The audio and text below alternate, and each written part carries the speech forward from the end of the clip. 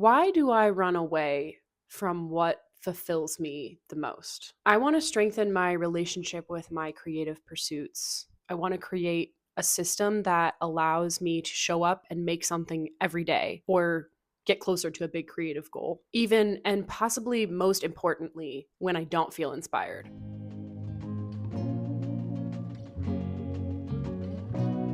I recently asked myself this question: why do I run away from the things that I know fulfill me most in my life? Writing, journaling, painting, creating videos. I seem to only be able to hit momentum doing these things when I feel inspired and motivated. I fully believe in protecting my inner artist, making sure that I don't force myself to create and that I don't feel rushed. But also, so many of the people that I look up to and am inspired by are people that consistently show up even when inspiration doesn't strike.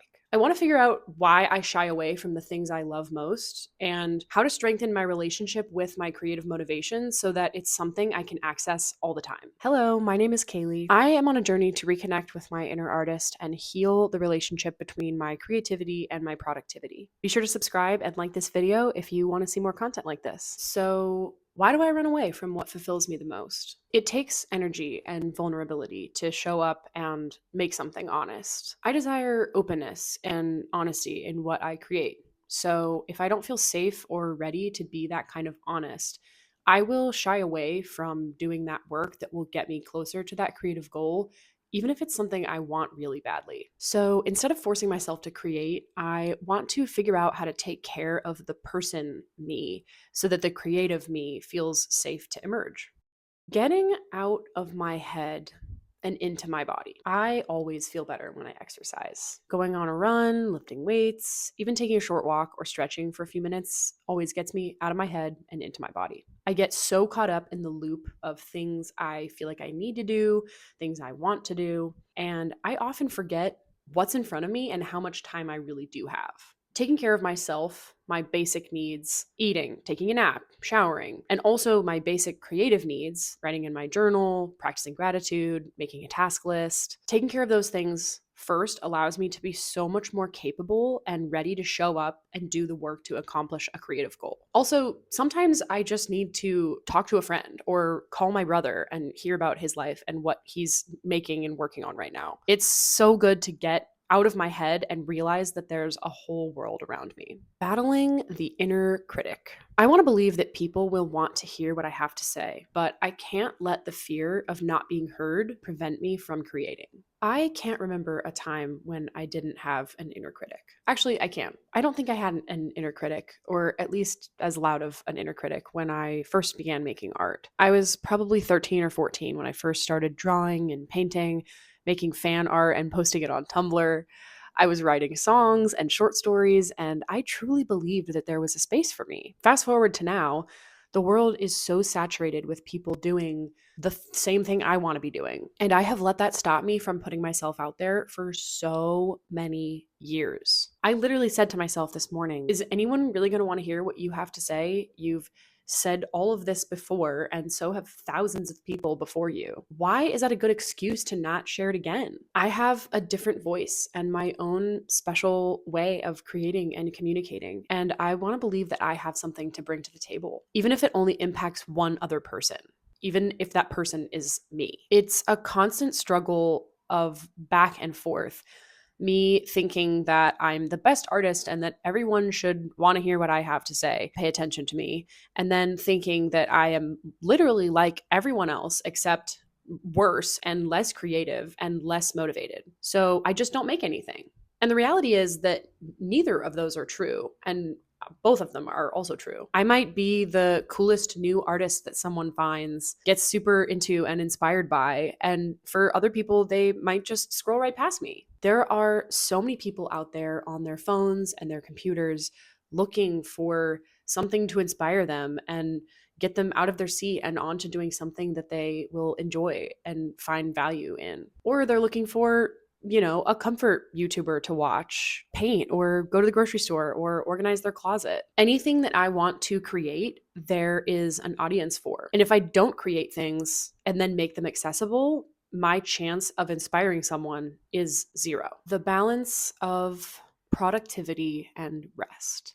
I think that it is absolutely okay to indulge. I think it's necessary to indulge. Taking time to be intentionally lazy and unproductive, taking time to rest and take care of yourself and unplugging from your responsibilities is so healthy and so important. I love to sit and scroll and watch my favorite YouTubers, to lay in bed and do a crossword. I love to sit and knit and read and paint. Doing these things brings me so much joy. I've found that when I allow myself the space to be restful and remove the expectation of productivity, even if it's just for an afternoon or a few hours in the morning, I actually end up being more productive in the long run because I've taken care of my needs and now I feel more confident to stretch out and do something beyond myself. I usually have one day a week where I have nothing planned all day, or at least all morning. I call it my do nothing day. That day is so sacred to me. I don't offer it up to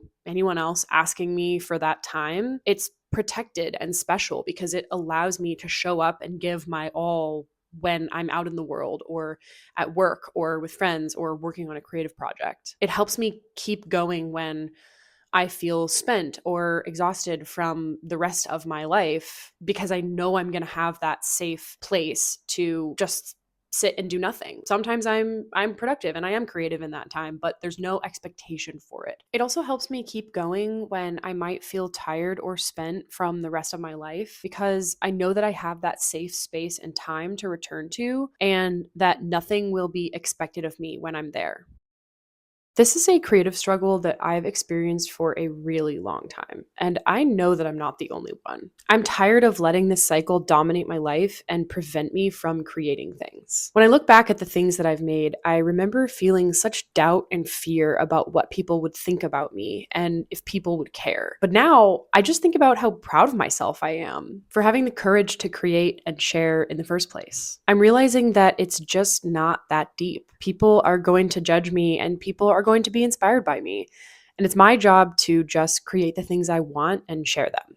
So I think that by combining all these things, by keeping my health and happiness in the center of my values, by taking time to regularly get out of my head and into my body, and then just believing that I actually have something worth sharing and that people will be inspired by me. By keeping these things at the forefront of my life and my creative process, I think that I can start to grow my approach to my creativity into a muscle that I can use anytime I want, even when I don't feel inspired or motivated. Thanks for watching. I really enjoyed writing and making this video. This is something I'm really passionate about talking about and passionate about discussing. I hope we can continue the conversation in the comments below, and I'll see you guys in the next video. Bye.